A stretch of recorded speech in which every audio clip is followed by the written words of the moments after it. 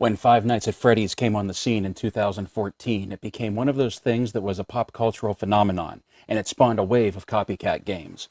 One of those is a game called Bendy and the Ink Machine, one that has become so big that brick-built sets based on it have recently hit the shelves. Hi everyone, I'm Mac, and this is Bendy and the Ink Machine, the Ink Machine room scene.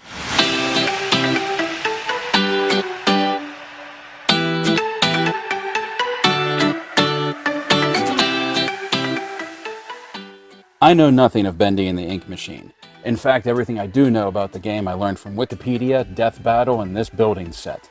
Made by Basic Fun, the same people that brought us Light Bright, the Pac-Man handheld arcade games, and Connects, the room scene that we have here is one of 3 sets that are in production right now.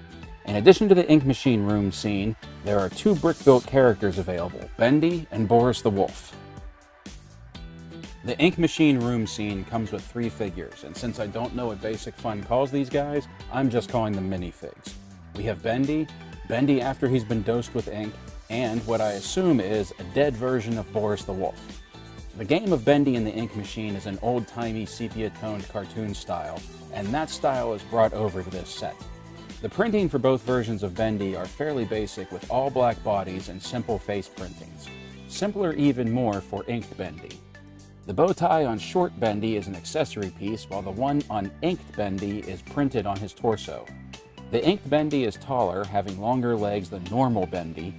I think the idea behind this is that when Bendy gets all roided up on ink, he grows in size and strength. And bloodlust, if Death Battle is any indication. Boris the Wolf has the most interesting printing of the 3 minifigs, but that's not to say his printing is greatly detailed. His color scheme is still the same sepia-toned theme, and he has printing on his torso and legs that is supposed to represent, I believe, coveralls.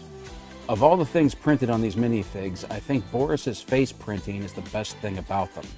His eyes are crossed out, so that's why I assume he's dead in this set, and the printing on his snout and cheeks is very sharp and reminiscent of the old-timey cartoons he emulates. None of the characters have any printing on their backs, unfortunately. Everything is blank, and all the figs only have 1 face print. These minifigs share a lot more in common with Oyo figures than they do with Lego minifigs. They have elbows that swivel, and each has bending knees. I don't know anything about the Ink Machine room scene, from the game or what its importance is.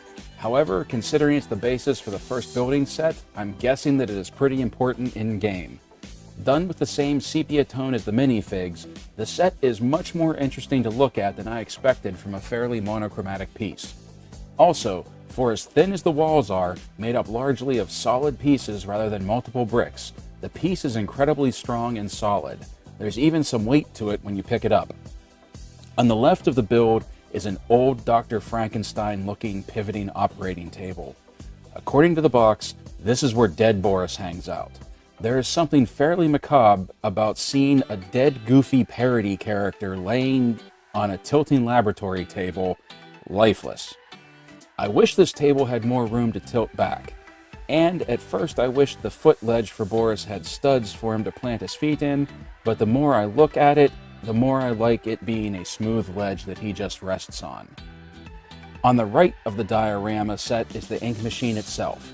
I'm assuming this is where Bendy roids himself up on ink and becomes a monster. The Ink Machine was fun to put together and, like the walls, is surprisingly solid. The machine also has an interesting look to it and some unique pieces that were used to construct it, like these half-round pieces here on the sides, as well as the dish piece that represents the ink dispenser. Another unique piece for this set is the black, oddly shaped tile piece to represent an ink blotch on the floor. All of the printing on this piece is from stickers, which was slightly disappointing to me. I was really thinking that at least the large wall prints like Who's Laughing Now were going to be printed pieces. Also, the stickers harken back to the days of Lego in the 80s, when they had no problem making a sticker that crosses multiple pieces. The operating table sticker itself crosses over something like 10 tile pieces underneath. So once the stickers are on, you won't be able to take the set apart without damaging the printing. The printing on the stickers is wonderful and gives the run-down horror theme they were going for.